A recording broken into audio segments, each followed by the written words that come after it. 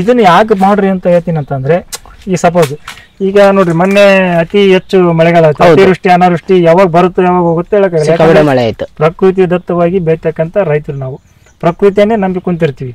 ಅವಾಗ ಇಲ್ಲ ಮಳೆ ಬರದೇ ಇರಬಹುದು, ಮಳೆ ಆದ್ರೂ ನಷ್ಟ, ಮಳೆ ಹೋದ್ರೂ ನಷ್ಟ ನಮ್ಗೆ ರೈತರಿಗೆ. ಬಟ್ ಪ್ರಕೃತಿ ಯಾವಾಗ ಮುನ್ಸ್ಕೊಂತೈತಿ, ಯಾವಾಗ ನಮಗೆ ಫಲ ಕೊಡ್ತೈತಿ ಗೊತ್ತಾಗಲ್ಲ. ಹಂಗಾಗಿ ನಾವು ಅದನ್ನ ಯಾವಾಗ ಬೆಡ್ ಹಾಕಂತ ಬಂದ್ವಿ, ಅದು ಫುಲ್ಲು ಕಾಯೆಲ್ಲ ಲೋಡ್ ಆಗುತ್ತೆ, ಸೆಟ್ಟಿಂಗ್ ಆಗುತ್ತೆ. ಸುಮಾರು ಈಗ ನೀವು ವಿಚಾರ ಮಾಡಿದ್ರೆ ಒಂದು 60 to 70 kg ಕಾಯಿ ಐತಿ. ಹೌದು. ಹಿಂಗಿದ್ದಾಗ ಏನಾಗುತ್ತೆ, ಕಾಯಿ ಗಿಡ ಉಳ್ಕೊಂಡ್ ಬೀಳ್ತಾವೆ. ಆದ್ರೂ ಇಷ್ಟೆಲ್ಲ ಮಾಡಿದ್ರು ಕೂಡ ಸಣ್ಣ ಪುಟ್ಟ ಸಸಿಗಳು ಬಿದ್ದಿದ್ದಾವೆ, ನಮ್ಗೆ ಬಿದ್ದಿಲ್ಲ ಅಂತ ಹೇಳಂಗಿಲ್ಲ. ಬಟ್ ಹಿಂಗ್ ಮಾಡೋದ್ರಿಂದ ಸೇಫ್ಟಿ ಆಗಿರುತ್ತೆ, ಸಸಿಗಳು ಬೀಳಂಗಿಲ್ಲ. ಜಾಸ್ತಿ ಎತ್ತರ ಬೆಡ್ ಹಾಕೋದ್ರಿಂದ ಮತ್ತೆ ಡ್ರೈನೇಜ್ ಮಾಡೋದ್ರಿಂದ. ಈ ಪದ್ಧತಿ ಫಸ್ಟ್ ನಾವು ಇದು ಯಾರು ಹೇಳಿಲ್ಲ ನನಗೆ, ಬಟ್ ನಾವ್ ಏನಂದ್ರೆ ನೀವೇ ಎಕ್ಸ್ಪೆರಿಮೆಂಟ್. ಹೌದು, ನಾವ್ ಏನಂದ್ರೆ ಒಬ್ರು ರೈತರು ಬೆಡ್ ಹಾಕಿ ಬೆಡ್ಡಿನ ಮೇಲೆ ಡ್ರಿಪ್ ಹಾಕಿ ಸಸಿ ಹಚ್ತಾರೆ. ಇನ್ನು ಕೆಲವೊಬ್ರು ರೈತರು ಬೆಡ್ ಹಾಕಿ ಬೆಡ್ಡಿನ ಮೇಲೆ ಡ್ರಿಪ್ ಹಾಕಿ ಅದ್ರ ಮೇಲೆ ಮಲ್ಚಿಂಗ್ ಹಾಕಿ ಮತ್ತೆ ಅದ್ರ ಮೇಲೆ ಸಸಿ ಹಚ್ತಾರೆ.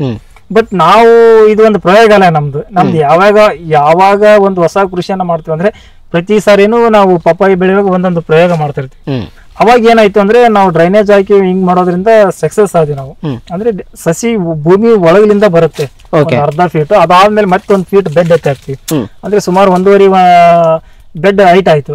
ಅಂದ್ರೆ ಸಸಿಗಳು ಆ ಕಡೆ ಈ ಕಡೆ ಅಲ್ಲಾಡಂಗಿಲ್ಲ.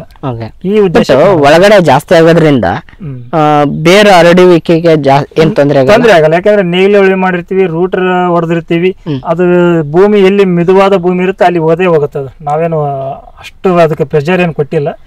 ಹಂಗಾಗಿ ಈ ಪದ್ಧತಿ ಮಾಡೋದೇ ನನಗೆ ಚಲೋ ಅಂತ ಚೆನ್ನಾಗಿ ಅಂತ ಅನಿಸ್ತಾ ಇದೆ.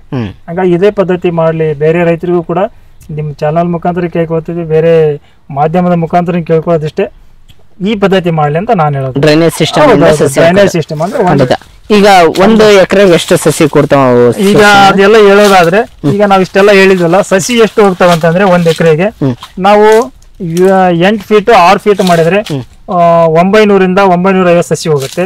8 ಫೀಟ್ 6 ಫೀಟ್. ಒಂದ್ ವೇಳೆ 7-5 ಮಾಡಿದ್ರೆ ಅಂದ್ರೆ 1 ಎಕರೆಗೆ 1050 ಸಸಿ ಹೋಗುತ್ತೆ. ನಾನು ಹೇಳೋದು ಪ್ಲಾನ್ ಅಂತಂದ್ರೆ, ಇದೆಲ್ಲ ಎಲೆಗಳು ಇವಾಗ ಉದುರಿದಾವೆ. ಮೊದಲಿನ ಟೈಮ್ ನಲ್ಲಿ ಏನಾಗಿತ್ತು ಅಂತಂದ್ರೆ ಎಲೆಗಳು ತುಂಬಾ ಎಲ್ಲ ಡಬ್ ಹಾಕೊಂಡ್ಬಿಟ್ಟೈತಿ. ಇದೆಲ್ಲ ನಾವು ಒಳಗೆ ಅಡ್ಡಾಡಕ್ ಚಾನ್ಸ್ ಕೂಡ ಆಗ್ತಿರಲ್ಲ. ಹಂಗಾದಾಗ ಏನಾಗುತ್ತಂದ್ರೆ ನಮ್ಗೆ ಈಗ ಸಪೋಸ್ ಕಾಯಿ ಕಟ್ ಮಾಡ್ತೀವಿ, ಕಾಯಿ ಕೀಳುವಾಗ ನಮ್ಗೆ ಇಲ್ಲಿ ಅಡ್ಡಾಡಕ್ ರಸ್ತೆನೇ ಇದ್ದಿಲ್ಲ. ಇವಾಗೆಲ್ಲ ರಸ್ತೆ ಇದೆ, ಹೋಗಕ್ ಬರಾಕ ನಮ್ಗೆಲ್ಲ ಹೊತ್ಕೊಂಡ್ ಹೋಗಕ್ಕೆ ಎಲ್ಲದಕ್ಕೂ ಅನುಕೂಲ ಐತಿ.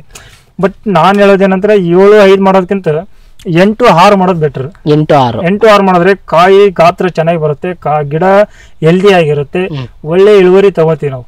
8-6 ಮಾಡೋದು ಇದು ಸೂಕ್ತ ಅಂತ ನನಗೆ ಅನ್ಸಕತ್ತೈತೆ. ಯಾಕಂದ್ರೆ ಚೆನ್ನಾಗಿ ಬರುತ್ತೆ, ಮತ್ತೆ ಸೈಜ್ ಶೈನಿಂಗ್ ಚೆನ್ನಾಗಿ ಬರುತ್ತೆ. ಈಗ ನಿಮ್ಗೆ ಸುಮಾರು ಹೇಳ್ಬೋದು, ಇಲ್ಲಿ ನಾನು ಹೇಳ್ತೀನಿ, ಈಗ ಈ ಗಿಡ ನೋಡಿದ್ರೆ ನಿಮ್ಗೆ ಅನಿಸ್ತದೆ ಸುಮಾರು ಒಂದು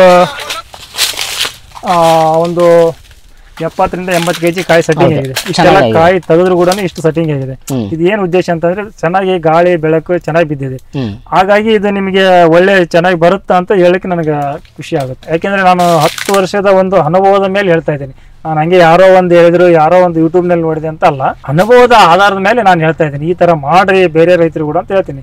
ಯಾಕೆಂದ್ರೆ ನಾವು ಏನೇ ಬೆಳೆದ್ರು ಕೂಡ ನಮ್ಮ ಕಲ್ಯಾಣ ಕರ್ನಾಟಕದ ಏನು ವಾತಾವರಣ, ಆ ಬಿಸಿಲು, ಆ ನೆರಳು, ಆ ಗಾಳಿ ಐತಲ್ಲ, ಅಗ್ದಿ ಎಕ್ಸಲೆಂಟ್ ಇದು ಮಾತ್ರ ನಾ ಹೇಳಕ್ಕೆ ಹೆಮ್ಮೆ ಆಗುತ್ತೆ. ಮತ್ತೆ ರೈತರಿಂದನೂ ಕಲೆ ಹಾಕೊಂತೀವಿ, ಯಾವ್ಯಾವ ಋತುಕಾಲದಲ್ಲಿ ಏನೇನ್ ಬೆಳಿಬೇಕು, ಯಾವ್ಯಾವ ಟೈಮ್ನಾಗ ಏನ್ ಬೆಳಿಬೇಕು, ಬೆಳೆದ್ರೆ ಮಾತ್ರ ಒಂದು ಲಾಭ ತಗೊಳಕ್ ಸಾಧ್ಯ. ಯಾಕಂದ್ರೆ ಇದು ಈಟ್ ಫುಡ್.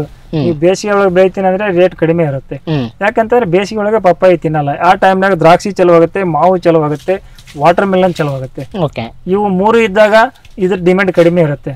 ಬಟ್ ಪಪ್ಪಾಯಿ ಏನಂತಂದ್ರೆ ನಾವ್ ಯಾವಾಗ 25-30 ರೂಪಾಯಿ ರೇಟ್ ಹೋಯ್ತಂತಂದ್ರೆ ಅವಾಗ ಗ್ರೀನ್ ಗೋಲ್ಡ್ ಅಂತ ಒಂದು ನೇಮ್ ಕೊಟ್ಟಿವಿ. ಸುಮ್ನೆ ಹಂಗೆ ರೈತರ ಬಾಯಿಂದ ನಾನೇ ಅದನ್ನ ಪಬ್ಲಿಸಿಟಿ ಮಾಡಿದ್ದು. ಯಾವಾಗ 25 ಹಸಿರು ಬಂಗಾರ ಗ್ರೀನ್ ಗೋಲ್ಡ್ ಅಂತ ಕರಿತೀವಿ ನಾವು. ಯಾವಾಗ 5 ರೂಪಾಯಿ 4 ರೂಪಾಯಿ ಅಂತಂದ್ರೆ ಅವಾಗ ಕಷ್ಟ ಆಗುತ್ತೆ ಸ್ವಲ್ಪ ಮಾರುಕಟ್ಟೆ ಮಾಡಕ್ಕೆ. ಅದು ಯಾವ ಋತುಕಾಲದಲ್ಲಿ ಹಾಕ್ಬೇಕು, ಯಾವ ಟೈಮ್ ನಲ್ಲಿ ಹಾಕ್ಬೇಕು, ಅದೆಲ್ಲ ರೈತರಿಂದ ಅನುಭವ ತಗೊಂಡು ಮಾಡೋದು ಬಹಳ ಸೂಕ್ತ. ನಿಮ್ಮ ಅನುಭವ ಪ್ರಕಾರ ಯಾವ ತಿಂಗಳಲ್ಲಿ ಅಥವಾ ಯಾವ ತಿಂಗಳಲ್ಲಿ ಹಾಕ್ಬೇಕಂತ ಅದೇ ವಿಷಯನ ಹೇಳಕ್ ಬಂದಿದ್ದೀನಿ. ಬಟ್ ಯಾವ ಋತುಕಾಲದಲ್ಲಿ ಯಾವ ಟೈಮ್ನಾಗ ಬೆಳಿಬೇಕಂತ ಅಂದ್ರೆ ನೀವು ಡಿಸೆಂಬರ್ ಇಂದ ಫೆಬ್ರವರಿ ತನಕ ಬೆಳೆ ನಾಟಿ ಮಾಡ್ಲಿಕ್ಕೆ ಸೂಕ್ತವಾದ ಸಮಯ.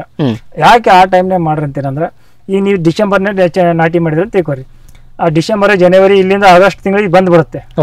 ಆಗಸ್ಟ್ ತಿಂಗಳಿಗೆ ಏನಾಗುತ್ತೆ, ಋತುಕಾಲ ಚೇಂಜ್ ಆಗುತ್ತೆ. ಹೌದು, ನಾವು ಮಳೆಗಾಲದಾಗ ಬರ್ತೀವಿ. ಬೇಸಿಗೆ ಎಲ್ಲ ಕಳೆದು ಅಲ್ಲಿಗೆಲ್ಲ ನಮಗೆಲ್ಲ ಈಗ 6ನೇ ತಿಂಗಳಿಂದ ನಾವು 6, 7, 8 8ನೇ ತಿಂಗಳಿಗೆ ಕ್ಲೈಮೇಟ್ ವ್ಯತ್ಯಾಸಗಳಾಗುತ್ತೆ. ಹೌದು, ಚಳಿಗಾಲ ಸ್ಟಾರ್ಟ್ ಆಗುತ್ತೆ. ಚಳಿಗಾಲ ಸ್ಟಾರ್ಟ್ ಆಗುತ್ತೆ. ಹೌದು, ಯಾವಾಗ 8ನೇ ತಿಂಗಳು ದಾಟಿದ್ವು ಅಂದ್ರೆ 9, 10, 11, 12, 1, 2 ಜನವರಿ ಫೆಬ್ರವರಿ ತನಕ ಚಳಿಗಾಲ ಸ್ಟಾರ್ಟ್ ಆಗುತ್ತೆ. ಹೌದು. ಆ ಟೈಮ್ನಲ್ಲಿ ನಮ್ಮ ಕೆಲವೊಂದಿಷ್ಟು ನಮ್ಮ ಭಾರತದಲ್ಲಿಯೇ ಕೆಲವೊಂದು ರಾಜ್ಯದಲ್ಲಿ ಅತಿ ಹೆಚ್ಚು ಕೋಲ್ಡ್ ಇರ್ತಕ್ಕಂಥ ರಾಜ್ಯಗಳಿದಾವೆ. ಅಂತ ರಾಜ್ಯಗಳಿಗೆ ಇದು ಮಾರುಕಟ್ಟೆಗೆ ಹೋಗುತ್ತೆ, ಎಕ್ಸ್ಪೋರ್ಟ್ ಆಗುತ್ತೆ. ನಮಗೆ ಗೋವಾಕ್ಕೆ ಹೋಗುತ್ತೆ, ಬಾಂಬೆಗೆ ಹೋಗುತ್ತೆ, ಈ ಕಡೆ ದಕ್ಷಿಣ ಕರ್ನಾಟಕ ಹೋಗುತ್ತೆ. ನಮ್ಗೆ ಅತಿ ಹೆಚ್ಚು ಹೋಗೋದಂದ್ರೆ ಕಲ್ಯಾಣ ಕರ್ನಾಟಕದ್ದೇ ದೆಹಲಿಗೆ ಹೋಗುತ್ತೆ, ಇಲ್ಲಿಂದ ದೆಹಲಿಗೆ ಹೋಗುತ್ತೆ. ನಾವು ಮೊನ್ನೆ ಕೂಡ ದೆಹಲಿಗೆ ಕಳಿಸಿದೀವಿ. ಅಂದ್ರೆ ಅಷ್ಟು ಜನ ಬಯರ್ಸ್ ಕೂಡ ಇದಾರೆ. ನನಗೆ ಸುಮಾರು ಒಂದು 100ರಿಂದ 150 ಜನ ಬಯರ್ಸ್ ಇದ್ದಾರೆ. ಕರ್ನಾಟಕದಲ್ಲಿ ಎಷ್ಟು ಮಾರುಕಟ್ಟೆ ಏನು ವ್ಯತ್ಯಾಸಗಳಾಗತ್ತೆ ನಾನೇ ಒಂದು ಅಂಜಾದ್ ಗೆಸ್ ಮಾಡ್ತೀನಿ. ಬಯರ್ಸ್ ಹತ್ರ ಇರ್ಬೋದು, ರೈತರಿಂದ ಇರ್ಬೋದು, ಕಲೆ ಹಾಕ್ಯಂತೀವಿ.